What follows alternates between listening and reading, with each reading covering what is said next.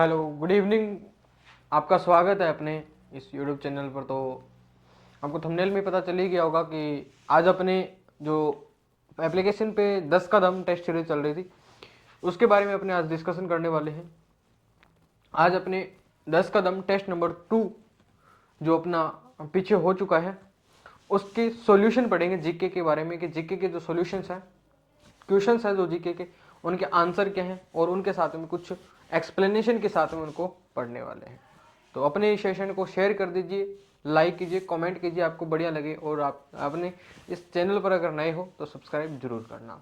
तो चलते हैं अपने आज के टेस्ट के क्वेश्चनों के ऊपर चलते हैं कि टेस्ट के क्वेश्चन है वह आपके कौन कौन से 10 कदम में पूछे गए थे।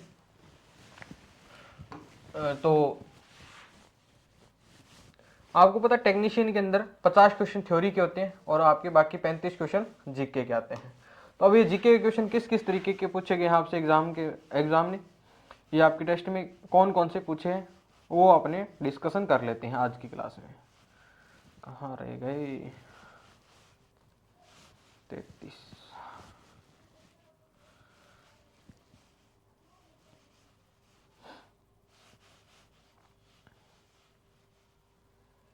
चलिए 51 नंबर क्वेश्चन से आज अपने शुरू करने वाले हैं। 51 नंबर क्वेश्चन, जल्दी जल्दी शीट निकाल लीजिए आप लोग, तो साथ साथ में अपने इसको भी पढ़ते चलेंगे। 51 नंबर क्वेश्चन क्या पूछ रहा है बेटा आप लोगों को? 51 नंबर क्वेश्चन पूछ रहा है कि चूलिया जलप्रपात किस नदी से बनता है, या चूलिया जलप्रपात वह किस नदी के ऊपर स्थित है। चूलिया जलप्रपात की बात करते हैं तो चै से चूलिया, चै से चंबल, चै से चित्तौड़गढ़, चै से चित्तौड़, चै से चित्तौड़, चै से चित्तौड़गढ़, चै से चंबल, चै से चंबल हो जाता है। तो चै से चंबल, तो यह चूलिया जलप्रपात किस नदी पर स्थित है बेटा? चै से चित्तौड़गढ़ के अंदर स्थित है और किस नदी किनारे है? तो यह चंबल नदी के ऊपर स्थित है। तो इसका सही ऑप्शन क्या हो जाएगा बेटा? आपका 2 नंबर आपका ऑप्शन सही रहेगा, चंबल नदी। इसके बाद में 52 नंबर क्वेश्चन क्या पूछ रहा है आपसे कि मोरेल बांध किस जिले में स्थित है। तो अगर मोरेल बांध की बात करते हैं तो मोरेल बांध मोरेल नदी पर स्थित है, मोरेल नदी पर स्थित है, मोरेल नदी पर स्थित है, मोरेल नदी पर स्थित है। और यह मोरेल नदी बनास की सहायक नदी है बेटा, बनास की सहायक नदी है, बनास की सहायक नदी है, बनास की सहायक नदी है। और यही मोरेल नदी के ऊपर सवाई माधोपुर, सवाई माधोपुर, सवाई माधोपुर वह दौसा की सीमा पर, दौसा की सीमा पर एक बांध बनाया गया है, मोरेल बांध बनाया गया है। तो इसका सही उत्तर क्या हो जाएगा बेटा? आपका ए सही उत्तर हो जाएगा, सवाई माधोपुर। और इसकी अगर अपने मोरेल बांध की विशेषता की बात करते हैं तो मोरेल जो बांध है यह एशिया का सबसे बड़ा मिट्टी का बना हुआ बांध है, एशिया का सबसे बड़ा मिट्टी से निर्मित बांध है। तो अपने इसको थोड़ा सा क्या कर लेते हैं, यहाँ पर थोड़ा सा इश्यू आ रहा है मार्कर में, तो अपने इसको क्या कर लेते हैं, यहाँ पर चेंज कर लेते हैं। अपने चलते हैं नोट पैड के अंदर, नोट में चलेंगे बेटा, नोट में इसको ओपन करते हैं। तब तक अपने सेशन को शेयर कर दीजिए, मैं तब तक इस फाइल को ओपन कर लेता हूँ।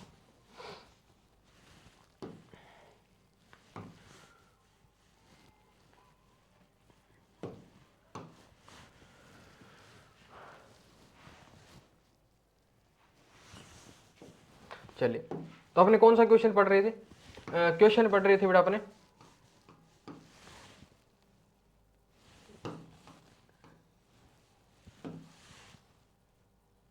ये क्वेश्चन क्या है बेटा आप लोगों का, ध्यान से देखना आप लोगों को। 51 नंबर क्वेश्चन अपनों ने पढ़ लिया है। 51 नंबर क्वेश्चन किस लिए इंपॉर्टेंट है?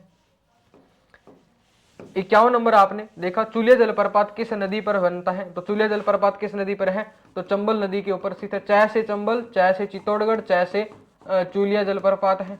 तो चूलिया जलप्रपात कहाँ पर स्थित है? चित्तौड़गढ़ के अंदर, चंबल नदी के ऊपर बना हुआ है। बी ऑप्शन सही बताया था मैंने आपको। और राजस्थान का सबसे ऊंचा भी बांध है, राजस्थान का सबसे ऊंचा वाटरफॉल है, सबसे ऊंचा वाटरफॉल है, सबसे ऊंचा वाटरफॉल है, सबसे ऊंचा जलप्रपात है। इसके बाद में 52 नंबर अपने क्वेश्चन पीछे पढ़ लिया है कि मोरेल बांध किस जिले के अंदर है। तो मोरेल बांध मोरेल नदी के ऊपर स्थित है, मोरेल नदी के ऊपर है, मोरेल नदी पर स्थित है। और यह एशिया का सबसे बड़ा मिट्टी से निर्मित बांध है, मिट्टी से निर्मित बांध है। और यह मोरेल नदी पर बनाया गया है, मोरेल नदी पर बनाया गया है। और यह मोरेल नदी के ऊपर मोरेल बांध बनाया गया है। कहां पर बनाया गया है? तो सवाई माधोपुर के अंदर बनाया गया है। सवाई माधोपुर व दौसा की सीमा पर स्थित है, लेकिन यह सवाई माधोपुर के अंदर अपनी विशेषता देखते हैं तो यह कहां पर स्थित है? ऑप्शन नंबर 1 सही रहेगा कि सवाई माधोपुर के अंदर मोरेल बांध बना हुआ है। इसके अलावा अगला क्वेश्चन है, मारवाड़ की गंगा किसे कहा जाता है? तो मारवाड़ की गंगा की बात करते हैं तो मारवाड़ की गंगा कहा जाता है लूणी नदी को। किसको कहते हैं? अपने लूणी नदी को कहते हैं। और इसी को ही मारवाड़ की गंगा आधी खारी आधी मीठी भी कहा जाता है, क्योंकि बालोतरा बाड़मेर के बाद में लूणी नदी का पानी खारा हो जाता है। और अपने पश्चिमी राजस्थान की एकमात्र सबसे बड़ी बारहमासी नदी है आपका लूणी नदी है। इसकी बाएं तरफ की सहायक नदी आप लोगों को कमेंट करनी है कि एक तरफ इसकी एक प्रमुख नदी है, सहायक नदी है, जो आपके दाएं तरफ से मिलती है। चलिए 53 नंबर क्वेश्चन का सही उत्तर क्या हो जाएगा? तो 53 नंबर क्वेश्चन का सही उत्तर हो जाएगा बेटा आप लोगों का यहाँ पर ऑप्शन नंबर 4 सही रहेगा, ऑप्शन नंबर 4 सही होगा। इसके अलावा 54 नंबर क्वेश्चन क्या पूछ रहे हैं? जाखम नदी का उद्गम स्थल कहां पर है? तो अगर अपने जाखम नदी की बात करते हैं तो जाखम नदी का उद्गम छोटी सादड़ी प्रतापगढ़ से होता है बेटा। जाखम नदी का उद्गम छोटी सादड़ी प्रतापगढ़ से जाखम नदी का उद्गम होता है। और यही जाखम नदी वेणेश्वर डूंगरपुर में त्रिवेणी संगम का निर्माण करती है सोम माही के साथ मिलकर यह वेणेश्वर डूंगरपुर के अंदर त्रिवेणी संगम का निर्माण करती है, जिसे अपने कुंभ भी कहते हैं, भीलों का कुंभ भी कहा जाता है इसे, भीलों का कुंभ भी कहते हैं इसको, भीलों का कुंभ भी कहा जाता है इसको। चलिए अब देखते हैं इसके बाद 55 नंबर क्वेश्चन क्या है? जिगजेंग बांध किस जिले में स्थित है? तो जिगजेंग बांध है बेटा आप लोगों का कहां पर स्थित है? तो जिगजेंग बांध है बेटा आपका बूंदी के अंदर स्थित है। बूंदी के अंदर जिगजेंग बांध बनाया गया है, जो बेटा आपका इस तरीके से जिगजेंग है बेटा, जिगजेंग बेटा इस तरीके से एक जिगजेग टाइप की एक दीवार बनाई गई है, पानी को रोककर बांध बनाया गया है, जिसे अपने जिगजेंग बांध के नाम से जानते हैं, जो आपका बूंदी के अंदर है। इसके अलावा 56 नंबर क्वेश्चन क्या पूछ रहा है? राजस्थान के निम्नलिखित में से किसमें द्रव्यवती नदी जल प्रदूषित करती है? द्रव्यवती नदी की बात करते हैं तो यह जयपुर के अंदर स्थित है, द्रव्यवती नदी है जयपुर के अंदर। और यही द्रव्यवती नदी जयपुर के अंदर सबसे ज्यादा पोल्यूटेड रिवर के नाम से भी जानी जाती है। तो यह किस जिले से संबंधित करती है? तो यह जयपुर जिले से संबंध रखती है। ऑप्शन नंबर 4 सही रहेगा आप लोगों का। चलिए अब देखते हैं इसके बाद में अगला क्वेश्चन क्या पूछ रहा है आप लोगों से? 57 नंबर क्वेश्चन, 57 नंबर क्वेश्चन है बेटा आप लोगों का, यहां पर ध्यान से देखना कि 57 नंबर क्वेश्चन क्या है आप लोगों का। तो 57 नंबर क्वेश्चन है आप लोगों का यहां पर कि वेणेश्वर 3 नदियों के संगम पर अवस्थित है, निम्नलिखित में कौन सी नदी इसके अंतर्गत संबंधित नहीं है? तो अगर अपनी बात करते हैं वेणेश्वर धाम की, तो वेणेश्वर की बात करते हैं तो वेणेश्वर कहां पर स्थित है? तो वेणेश्वर डूंगरपुर के अंदर स्थित है। और यहीं पर बेटा 3 नदियां मिलती हैं, 3 त्रिवेणी संगम स्थित है।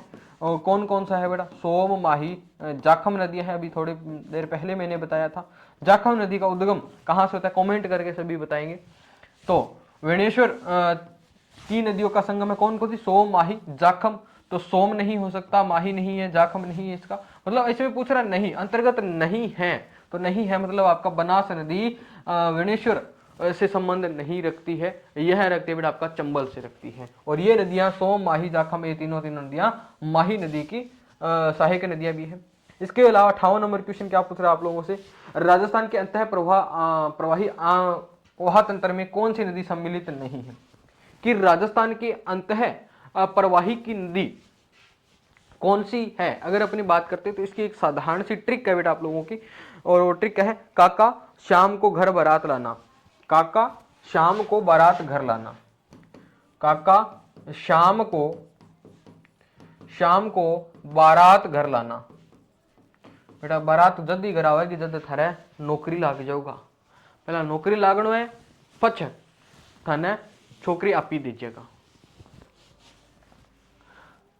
काको भी यही बारात को ले गया बेटा। काका शाम को बारात घर लाना। तो इसकी ट्रिक क्या है बेटा आपकी? राजस्थान के अंतः प्रवाही तंत्र की जो नदियां उनकी ट्रिक है बेटा, काका शाम को बारात घर लाना। तो का से क्या हो जाएगा बेटा? एक का से काकने हो जाता है, एक का से काकने, एक का से कांतली, एक से सा से क्या हो जाएगा बेटा? यहां पर एक सा से क्या हो जाएगा आप लोगों का? यहां पर साबी हो जाएगा। इस सा से क्या हो जाएगा? साबी हो जाएगा। और मैं से क्या बन जाएगा? मैं से मेथा बन जाएगा, मैथा नदी है। और इसके अलावा को की बात करते हैं तो को बेटा आपका यहाँ पर साइलेंट रहने वाला है। को क्या रहेगा आप लोगों का? यहाँ पर साइलेंट रहने वाला है। इसके बाद में घर की बात करते हैं तो घग्गर, घर की बात करते हैं तो बारात साइलेंट रहेगी, इसमें घ आएगा बेटा, घ से घग्गर नदी है। घग्गर के बाद में बेटा रै से यहाँ पर रूपनगढ़ और आपका रूपारेल हो जाएगा, रूपनगढ़ और रूपारेल हो जाएगा। तो ये राजस्थान के आंतरिक प्रवाह की नदियां हैं। कौन कौन सी? काका शाम को बारात लाना, का से कांकने, का से कांतली, काका शाम को, शा से क्या हो जाएगा? साबी, मैं से मेंथा हो जाएगा। शाम को साइलेंट रहेगा, बारात साइलेंट रहेगा। को घर लाना, घर घर घर घ से घग्गर नदी, और रै से रूपारेल और आपका रूपनगढ़ हो जाएगा। लाना साइलेंट रहेगा यहाँ पर। तो इसका सही उत्तर क्या हो जाएगा? तो राजस्थान कहता है प्रवाह तंत्र में कौन सी नदी सम्मिलित नहीं है? तो कौन सी नहीं है बेटा आपका? ए ऑप्शन सही रहेगा, पश्चिमी बनास, रूपारेल, साबी और कांकनी। ये बेटा आप लोगों की सारी की सारी आंतरिक प्रवाह की नदी है, जिस कांकनी भी कह देते हैं अपने। चलिए इसके बाद में 59 नंबर क्वेश्चन है, कालीबंगा अवशेष जिस नदी किनारे पर स्थित है वह है। कि कालीबंगा अवशेष, कालीबंगा सभ्यता किस नदी किनारे है? तो कालीबंगा है यह पौराणिक काल की सरस्वती नदी किनारे है बेटा। सरस्वती, या आज वर्तमान में इसे क्या कहते हैं? गग्गर, नट, नाली, सोतर के नाम से जानते हैं। नट, नाली, सोतर इत्यादि नामों से इस नदी को जाना जाता है। और इसी नदी के बाएं तट के ऊपर कालीबंगा सभ्यता स्थित है, जिसे सिंधु घाटी सभ्यता की तीसरी राजधानी भी कहा जाता है। हड़प्पा सभ्यता की तीसरी राजधानी के नाम से जाना जाता है। दूसरी राजधानी जुड़वा बहन किसे कहा जाता है हड़प्पा की? तो वो मोहनजोदड़ो को कहा जाता है। तो ये भी आप लोगों को यहाँ पर फैक्ट पता होने चाहिए। तो अब देखते हैं अपने क्वेश्चन नंबर, दिख रहा है क्या बेटा आप लोगों को? दिख रहा है तो बता देना। चलिए इसका सही उत्तर क्या हो जाएगा आप लोगों का? तो इस 59 नंबर क्वेश्चन का सही उत्तर क्या हो जाएगा? सरस्वती नदी हो जाएगा। 2 नंबर ऑप्शन सही रहेगा। इसके बाद में 60 नंबर क्वेश्चन है। 60 नंबर क्वेश्चन है कि घग्गर नदी में बाढ़ आती ही थी तो पानी कहां तक पहुंचा था? अगर अपनी बात करते हैं सरस्वती नदी या घग्गर जो नदी है, ये अंतः प्रवाह की राजस्थान की सबसे बड़ी नदी है, जिसे पुराने काल में सरस्वती नदी नाम के जाना जाता था। लेकिन वर्तमान में जब इसमें सबसे ज्यादा बाढ़ आती है तो बाढ़ का जो पानी है अनूपगढ़ से होते हुए पाकिस्तान में प्रवेश करके फोर्ट अब्बास तक पहुंच जाता है बेटा। कहां पर पहुंच जाता है? फोर्ट अब्बास तक पहुंच जाता है। तो इसका सही ऑप्शन क्या हो जाएगा आपका? 4 नंबर ऑप्शन सही रहेगा। अब देखते हैं 61 नंबर क्वेश्चन क्या पूछ रहा है आपसे कि प्रश्न संख्या 61 नंबर क्वेश्चन, राजस्थान की खारे पानी की सबसे बड़ी झील सांबर झील किस जिले के अंदर है? तो सांबर झील जयपुर के अंदर स्थित है। जयपुर के अंदर शाकंभरी के चौहानों के द्वारा, शाकंभरी चौहान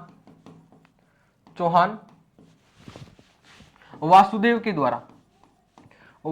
के द्वारा सांबर झील का निर्माण करवाया गया जयपुर के अंदर। तो कहां पर करवाया गया? तो जयपुर के अंदर। तो यह कहां पर स्थित है बेटा आपका? जयपुर जिले के अंदर स्थित है। तो आपका ऑप्शन नंबर 3 सही उत्तर रहेगा इसका। चलिए अब देखते हैं इसके बाद में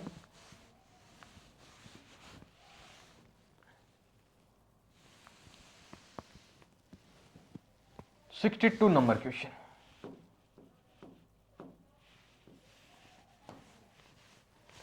62 नंबर क्वेश्चन देखें।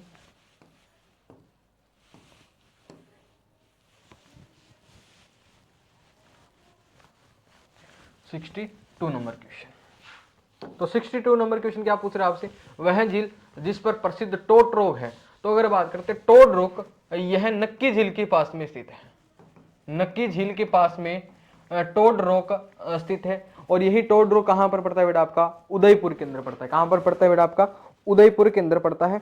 और इसी नक्की झील की बात करते हैं तो इसी नक्की झील के अंदर के पास में टोडरो जो स्थित है यह मेंढक के आकार के समान है, मेंढक के आकार के समान ये टोडरोक है जो नक्की झील के पास में आप लोगों की स्थित है बेटा।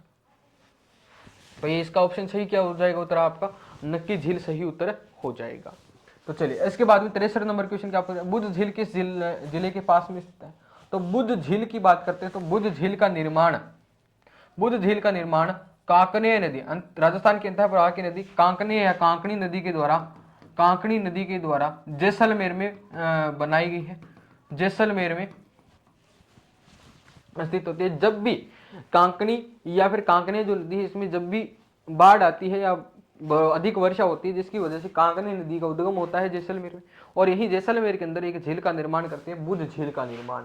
तो इसका सही उत्तर क्या हो जाएगा, है जैसलमेर के अंदर स्थित है और राजस्थान के अंतः प्रवाह नदी कांकनी या कांकने नदी के द्वारा इसका निर्माण होता है। तो उम्मीद है ये आप लोगों को बढ़िया तरीके से समझ में आ गया होगा। तो चलिए अब देखते हैं इसके बाद 64 नंबर क्वेश्चन है, कुंभलगढ़ दुर्ग है तो गिरी दुर्ग, धानव दुर्ग, जल दुर्ग, वन दुर्ग, यह किस श्रेणी का दुर्ग है। तो कुंभलगढ़ दुर्ग की बात करते हैं, यह पहाड़ियों के मध्य स्थित है बेटा, पहाड़ियों के मध्य स्थित है आपका कुंभलगढ़ दुर्ग। तो पहाड़ियों के मध्य स्थित जो दुर्ग होगा उसे गिरी दुर्ग की श्रेणी में रखा जाता है। तो कुंभलगढ़ दुर्ग यह किस श्रेणी का दुर्ग है, गिरी दुर्ग का श्रेणी का दुर्ग है। तो उम्मीद है ये बात आप लोगों को बढ़िया तरीके से समझ में आ गई होगी। तो चलिए अब देखते हैं इसके बाद में 65 नंबर क्वेश्चन क्या पूछ रहे हैं आप लोगों से। 65 नंबर क्वेश्चन पूछ रहा है आप लोगों से कि एशिया की सबसे बड़ी मानी जाने वाली जयबाण तोप किस दुर्ग में है। तो जयबाण तोप किस दुर्ग के अंदर है, तो इसी जयबाण तोप का निर्माण किसने करवाया था। तो जयबाण तोप की अगर अपने बात करते हैं तो जयबाण तोप का महाराजा सवाई जयसिंह ने 1720 में करवाया था। इसका निर्माण 1720 के अंदर महाराजा सवाई जयसिंह के द्वारा, सवाई जयसिंह ने जयगढ़ दुर्ग में करवाया, जयगढ़ दुर्ग में करवाया। और इसके निर्माण 1720 के अंदर ही पहली बार एक बार ही इसे चलाया गया था।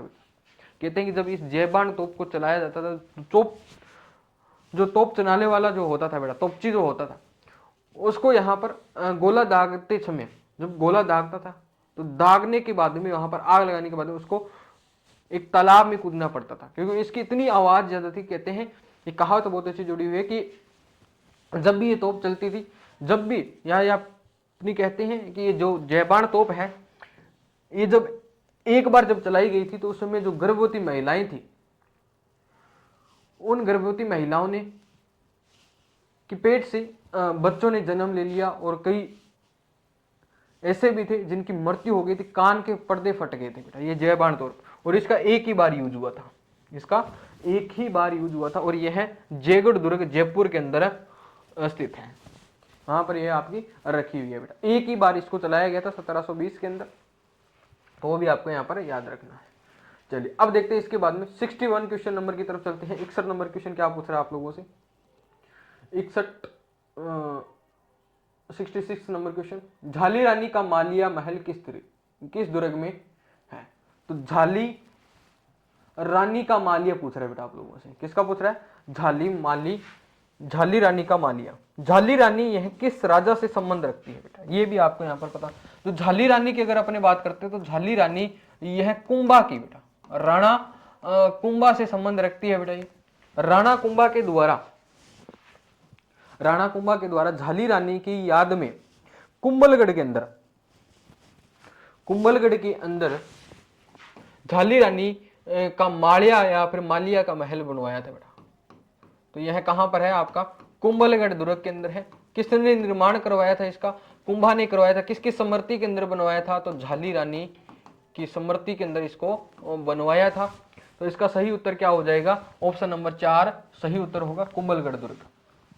और इसी झाली रानी का मालिया की बात करते हैं तो महाराणा प्रताप की जन्मस्थली के लिए भी फेमस है, जन्मस्थली के लिए भी फेमस महल है आपका झाली रानी। इसी कुंभलगढ़ के अंदर महाराणा प्रताप का जन्म हुआ था। तो अब चलते हैं इसके बाद में 67 नंबर क्वेश्चन क्या पूछ रहा है, राजस्थान के किस दुर्ग को चिल्हे का टीला भी कहते हैं। तो राजस्थान के किस दुर्ग को चिल्हे का टीला कहा जाता है, तो राजस्थान के जयगढ़ दुर्ग को, राजस्थान के जयगढ़ दुर्ग को चिल्हे का टीला कहते हैं बेटा। अपने क्या कहते हैं, अपने चिल्हे का टीला कहा जाता है। ऑप्शन नंबर 3 सही इसका उत्तर हो जाएगा। तो अब देखते हैं इसके बाद में 68 नंबर क्वेश्चन, लोहागढ़ दुर्ग किस जिले में स्थित है। तो लोहागढ़ दुर्ग यह भरतपुर के अंदर है बेटा। लोहागढ़ दुर्ग कहाँ पे है, यह भरतपुर जिले के अंदर है, जिसका निर्माण जाट राजा सूरजमल ने करवाया था बेटा। किसने करवाया था, जाट राजा सूरजमल के द्वारा इसका निर्माण करवाया गया था, महाराजा सूरजमल के द्वारा। तो इनसे संबंधित, जाटों से संबंधित एक बहुत अच्छी कहावत भी है, 8 अंग्रेज 9 फिरंगी ता लड़ा जाट का 2 छोरा। तो उम्मीद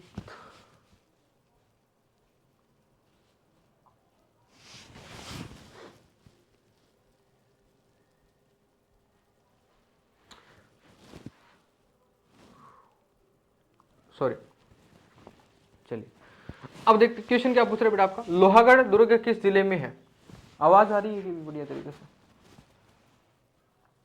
लोहागढ़ दुर्ग किस दुर्ग के अंदर है बेटा आपका, कहां पर, किस जिले के अंदर है, भरतपुर के अंदर है। जाट राजा सूरजमल ने इसका निर्माण करवाया था। तो जाटों से एक संबंधित एक अच्छी कहावत है, 8 फिरंगी 9 गोरा ता लड़ा जाट का छोरा। तो ये बात आपको याद रखनी, कहावत किससे जुड़ी हुई है, तो यह जाटों से जुड़ी हुई है बेटा। किससे जुड़ी हुई है, जाटों से जुड़ी हुई है। तो चलिए अब देखते हैं इसका सही उत्तर क्या हो जाएगा आपका, ऑप्शन नंबर 3 सही रहेगा। भरतपुर के अंदर यह आपका लोहागढ़ दुर्ग स्थित है।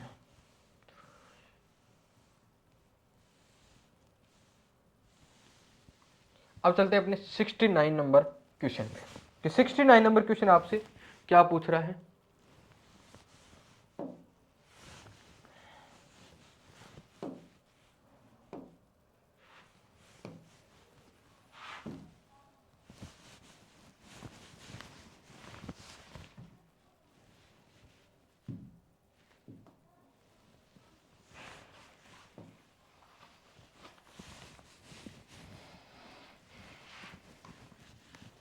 सिक्सटी 69 नंबर क्वेश्चन आप लोगों को यहाँ पर दिखाई दे रहा होगा, उम्मीद है। तो 69 नंबर क्वेश्चन क्या पूछ रहे हैं कि कोषवर्धन का दुर्ग अन्य नाम से भी जाना जाता है। तो कोषवर्धन दुर्ग की बात करते हैं तो कोषवर्धन दुर्ग शेरगढ़ दुर्ग को कहते हैं। किसको कहते हैं अपने, शेरगढ़ दुर्ग को कोषवर्धन दुर्ग के नाम से भी जाना जाता है। तो इसका सही उत्तर क्या हो जाएगा आपका, ऑप्शन नंबर 3 सही उत्तर होगा कि शेरगढ़ दुर्ग को अपने कोषवर्धन दुर्ग के नाम से भी जाना जाता है। इसके बाद में 70 नंबर क्वेश्चन है, निम्नलिखित में से कौन जल दुर्ग का उत्तम उदाहरण है। तो अगर अपने जल दुर्ग की बात करते हैं तो सबसे उत्तम जो उदाहरण है वो है बेटा आपका गागरोन का किला। कौन सा है, गागरोन का किला है। और यही जो गागरोन का किला है 3 तरफ से जल से घिरा हुआ है बेटा। कितनी तरफ से, 3 तरफ से जल से घिरा हुआ है। और यही गागरोन जो काली व सिंध नदियों के संगम पर है, काली वह सिंध नदी के संगम पर स्थित है गागरोन का किला। एक साइड तो है बेटा काली नदी और एक साइड है बेटा आपकी सिंध नदी, और तीसरी जो साइड है एक पानी की बड़ी खाई है, और उसके बीच में आपका जल गागरोन का दुर्ग बना हुआ है, जो जल दुर्ग श्रेणी का सबसे अच्छा उदाहरण माना जाता है। गागरोन का किला जो झालावाड़ के अंदर है बेटा, जो कहां पर है, तो यह गागरोन का किला कहां पर है, तो गागरोन का किला कहां पर है, तो यह झालावाड़ के अंदर बेटा। कहां पर है, झालावाड़ के अंदर है। किन नदियों के संगम पर बना हुआ है, काली व सिंध नदियों के संगम पर बना हुआ है, जल दुर्ग की श्रेणी में आता है, 3 तरफ से यह जल से घिरा हुआ जिला है। तो ऑप्शन नंबर आपका 3 सही उत्तर होगा। तो इसके बाद में अगला है 71 नंबर क्वेश्चन, राजस्थान का त्रिनेत्र गणेश मंदिर कहां पर स्थित है। तो त्रिनेत्र गणेश मंदिर की बात करते हैं तो राजस्थान का जो त्रिनेत्र गणेश मंदिर है भारत का एकमात्र त्रिनेत्र का गणेश मंदिर, जहां पर रिद्धि सिद्धि गणेश जी की जो पत्नियां हैं, रिद्धि सिद्धि व इनके जो पुत्र हैं सुबला, उनके साथ में विराजमान त्रिनेत्र जो गणेश मंदिर है, इनका जो मंदिर है वह कहां पर है, तो यह है रणथंभौर किले के अंदर है बेटा। कहां पर है, रणथंभौर के अंदर पड़ता है, राजस्थान में पड़ता है बेटा। यह है और राजस्थान के रणथंभौर किले के अंदर त्रिनेत्र गणेश मंदिर है, जहां पर गणेश जी की बेटा 3 आंखें दर्शाई गई है। और भारत का एकमात्र ऐसा मंदिर है जहां पर गणेश जी के 3 आंखें दिखाई गई हैं। त्रिनेत्र गणेश मंदिर है बेटा आपका। तो इसका सही उत्तर क्या हो जाएगा आपका ऑप्शन नंबर 3 सही रह जाएगा, कि इसका ऑप्शन नंबर 3 सही रहेगा। तो अब आते हैं इसके बाद में मारवाड़ का प्रताप व मारवाड़ का भूला बिसरा शासक किसे कहा जाता है। तो मारवाड़ का प्रताप, मारवाड़ का भूला बिसरा शासक जो कहते हैं बेटा, वो कहते हैं अपने राव चंद्रसेन को कहा जाता है। राव चंद्रसेन को कहते हैं, किसको कहते हैं अपने, राव चंद्रसेन को कहते हैं। और किताबें जो है सबसे ज्यादा महाराणा प्रताप को बताती है, लेकिन राव चंद्रसेन इसका सबसे बड़ा प्रतापी शासक है राव चंद्रसेन, जिसे किताबें हैं वो छुपा देती हैं बेटा, जिसको किताबें क्या करती है, छुपा देती हैं। कहते हैं कि राव चंद्रसेन ने अकबर की अधीनता स्वीकार नहीं की थी बेटा, इसने अकबर का सामना किया था, मुगलों की अधीनता इसने स्वीकार नहीं की थी इसने, राव चंद्रसेन ने। और इसे ही मारवाड़ का प्रताप, महाराणा प्रताप का अग्रगामी और भूला बिसरा शासक के नाम से भी जाना जाता है। तो इसका सही उत्तर क्या हो जाएगा, राव चंद्रसेन हो जाएगा। ऑप्शन नंबर डी सही रहेगा इसका उत्तर आप लोगों का, ऑप्शन नंबर डी या फिर आपका ऑप्शन नंबर 4 सही इसका उत्तर रहने वाला है, राव चंद्रसेन बेटा। तो इसका सही उत्तर क्या हो जाएगा, राव चंद्रसेन होगा। इसके बाद में 73 नंबर क्वेश्चन है आप लोगों का, करंट अफेयर्स शुरू हो जाएंगे इसके बाद में। वैसे तो अभी इतिहास के क्वेश्चन चल रहे हैं। 16 अप्रैल 1658 के दिन किस युद्ध में औरंगजेब ने जसवंत सिंह को हराया। तो बेटा 1658 को एक धर्मत का युद्ध होता है बेटा, धर्मत का युद्ध 1658 को होता है, जिसमें औरंगजेब ने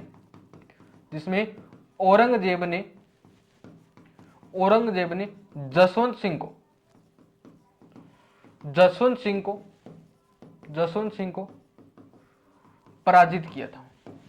को पराजित किया था। तो इसका सही उत्तर क्या हो जाएगा, ऑप्शन नंबर 1 सही उत्तर होगा। धर्मत के युद्ध में 16 अप्रैल 1658 को औरंगजेब ने जसवंत सिंह को पराजित किया था। अब आता है इसके बाद में 74 नंबर क्वेश्चन, जोधपुर के राठौड़ राजवंश का संस्थापक कौन है। तो जोधपुर के राठौड़ राजवंशों की जो स्थापना है वह पाली के अंदर होती है बेटा, पाली के अंदर राव सिंहा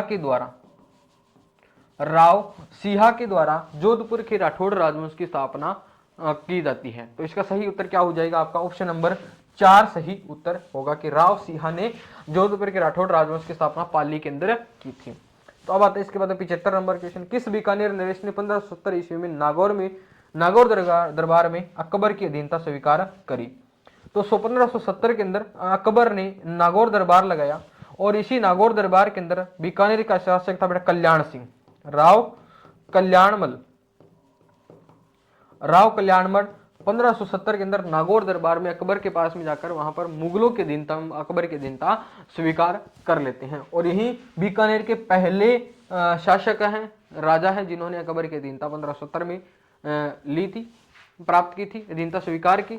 इसके अलावा राव कल्याणमल के बाद में इनके जो पुत्र थे बेटा राव सिंहा, उन्होंने भी बाद में मुगलों की अधीनता स्वीकार की थी। लेकिन पहले जो शासक 1570 की बात करते हैं तो 1570 में राव कल्याणमल, इसका सही उत्तर हो जाएगा।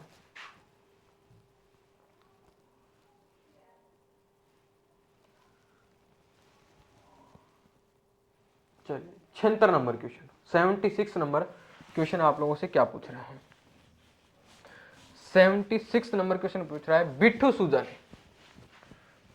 सूजा ने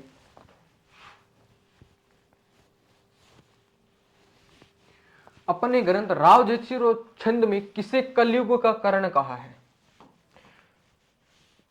कर्ण की जब बात आती है तो सीधी सी बात है, दान में उदारक जो राजा होगा बेटा उसे अपने क्या कहते हैं, कर्ण कहा जाता है, उसे क्या कहते हैं, अपने कर्ण कहते हैं। और राव बिट्ठू सूजा के द्वारा लिखा गया बेटा राव जयसिंह जो छंद है, इसके अंदर कलयुग का जो कर्ण है वह बीकानेर के शासक राव लूणकर्ण को कहा गया है। बीकानेर का शासक राव लूणकर्ण को कलयुग का कर्ण कहा गया, अपनी दानवीरता और दान उदारता के अंदर इसको कलयुग का कर्ण कहा है। किसने, बिट्ठू सूजा ने कहा है। तो इसका ऑप्शन सही उत्तर क्या हो जाएगा आपका, राव लूणकर्ण रहेगा इसका सही उत्तर। इसके बाद में 77 नंबर क्वेश्चन, मुणोत नरसिंह ने किस राज्य का दीवान था। तो मुणोत नरसिंह किस राज्य का दीवान था। तो इस क्वेश्चन का आपका 70 नंबर क्वेश्चन का आंसर देना, जल्दी जल्दी कमेंट करके बताओ 70 नंबर क्वेश्चन का। 70 नंबर क्वेश्चन, तो मुणोत नरसिंह की बात करते तो मुणोत नरसिंह जसवंत सिंह के दरबार में था। यह किसके दरबार में था, तो यह जसवंत सिंह के दरबार में था। और यह जसवंत सिंह कहाँ का शासक है? तो यह बेटा जोधपुर का शासक है। कहाँ का शासक है? जोधपुर का शासक है। तो जोधपुर के अंदर मोहनोत नरसी दीवान था। तो इसका सही उत्तर क्या हो जाएगा बेटा? जोधपुर हो जाएगा। मोहनोत नरसी जोधपुर का दीवान था बेटा। कहाँ का दीवान था? जोधपुर का दीवान था। किस शासक के दरबार में था? तो आपको पता होना चाहिए कि यह जसवंत सिंह के दरबार में था। तो इसके बाद में आता है 78 नंबर क्वेश्चन, बीकानेर के महाराजा राय सिंह गद्दी पर कब बैठा? कि बीकानेर का जो महाराजा थे राय सिंह, वह गद्दी पर कब बैठते हैं? तो बीकानेर के जो महाराजा हैं और राय सिंह यह 1574 ईस्वी को बीकानेर की राजगद्दी पर बैठते हैं। तो इसका सही उत्तर क्या हो जाएगा बेटा? आपका ऑप्शन नंबर 3 सही उत्तर रहेगा कि 1574 को बीकानेर के राय सिंह है, यह अपनी गद्दी पर, बीकानेर की गद्दी पर विराजमान होते हैं। और विराजमान होने के बाद में राय सिंह नहीं, बीकानेर के राय सिंह नहीं, जूनागढ़ किले का निर्माण करवाया बीकानेर में। जूनागढ़ किले का निर्माण किसने करवाया था? तो जूनागढ़ किले का निर्माण राव जय सिंह, सॉरी आपका महाराजा राय सिंह के द्वारा करवाया गया था। किसने करवाया था? महाराजा राय सिंह के द्वारा जूनागढ़ किले का निर्माण करवाया, जो 1574 को बीकानेर की राजगद्दी पर विराजमान होते हैं। तो उम्मीद है बढ़िया तरीके से समझ में आ गई होगी बात। चलिए अब चलते हैं इसके बाद में आपका 79 नंबर क्वेश्चन क्या पूछा है। तो 79 नंबर क्वेश्चन की तरफ चलते हैं। राव मालदेव के 2 सेनानायक जो गिरी सुमेल में शेरशाह के विरुद्ध लड़े थे। तो गिरी सुमेल युद्ध की बात करते हैं। तो गिरी सुमेल का जो युद्ध होता है, तो इसी गिरी सुमेल के युद्ध के अंदर मारवाड़ के 2 सेनापति थे बेटा, जेता और कुंपा। जेता और कुंपा थे, जिन्होंने शेरशाह सूरी का डटकर मुकाबला किया था, लेकिन बाद में ये वीर गति को प्राप्त हो जाते हैं। तो ऑप्शन नंबर आपका यहाँ पर 3 सही रहेगा। ऑप्शन नंबर 3 जेता व कुंपा राव मालदेव के 2 सेनापति थे, जिन्होंने गिरी सुमेल के युद्ध के अंदर शेरशाह सूरी से लड़ाई लड़ी थी। इसके बाद में आता है 80 नंबर क्वेश्चन, हसमत वाला राजा किस शासक को कहा जाता है? कि हसमत वाला राजा किसे कहा जाता है? तो हसमत वाला राजा किसे कहते हैं बेटा? अपने राव मालदेव को कहते हैं बेटा। मालदेव राठौड़ को कहा जाता है। हसमत वाला राजा किसे कहते हैं? अपने राव मालदेव राठौड़ को कहते हैं। मालदेव राठौड़ को कहते हैं अपने। तो इसका ऑप्शन नंबर ए सही उत्तर होगा।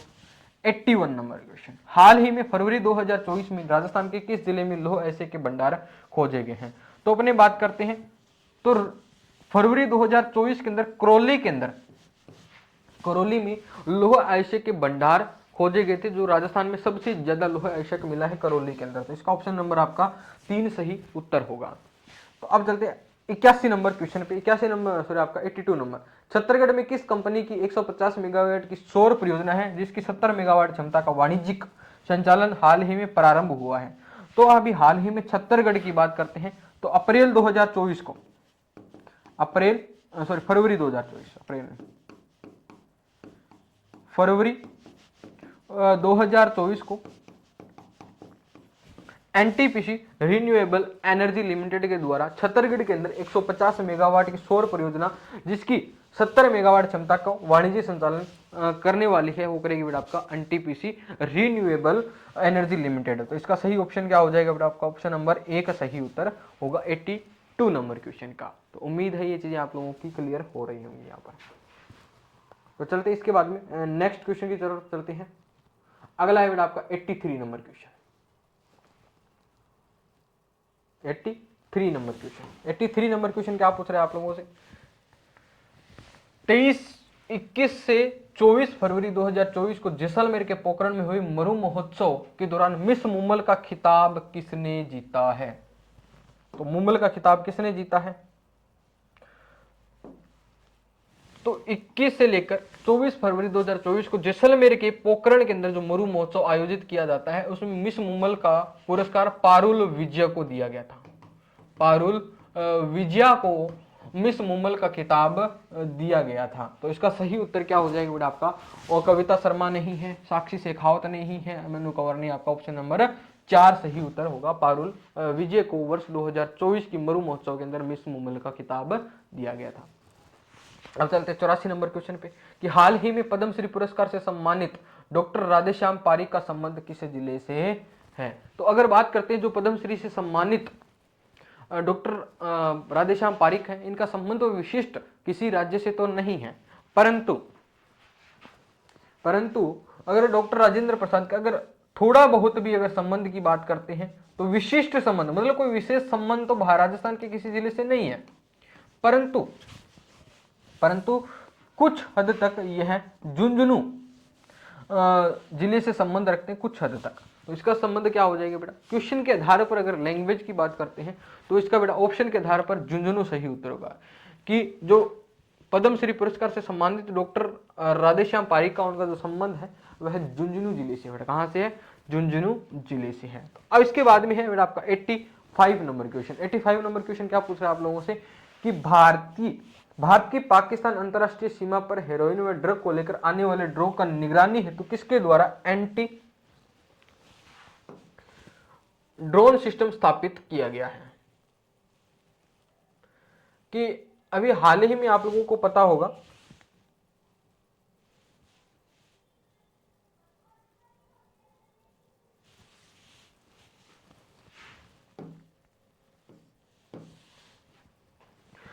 एट्टी 85 नंबर क्वेश्चन ध्यान से पढ़ना है आप लोगों को कि भारत पाकिस्तान अंतरराष्ट्रीय सीमा पर हेरोइन व ड्रग को लेकर आने वाले ड्रोन की निगरानी हेतु किसके द्वारा एंटी ड्रोन सिस्टम स्थापित किया गया है।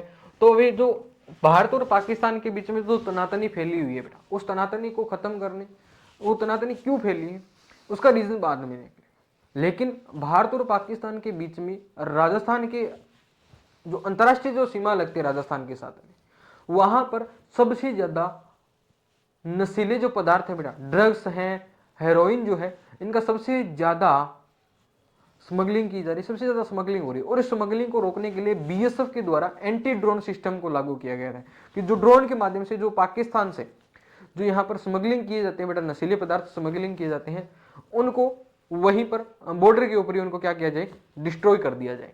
तो ये जो एंटी ड्रोन सिस्टम है ये किसने स्थापित किया बेटा आपका, यह किया बेटा आपका ऑप्शन नंबर 3 सही रहेगा, सीमा सुरक्षा बल के द्वारा, बॉर्डर सिक्योरिटी फोर्स के द्वारा इसको शुरू किया गया है। तो ये हो गया बेटा आपका टेस्ट नंबर 2 के जीके से संबंधित जितने भी क्वेश्चन थे बेटा, जीके से संबंधित क्वेश्चन थे वो आपके यहाँ पर कंप्लीट होते हैं। तो उम्मीद है आप लोगों को बढ़िया तरीके से समझ में आएंगे। तो मिलते हैं अपने नेक्स्ट टेस्ट के ऊपर। जय हिंद जय भारत।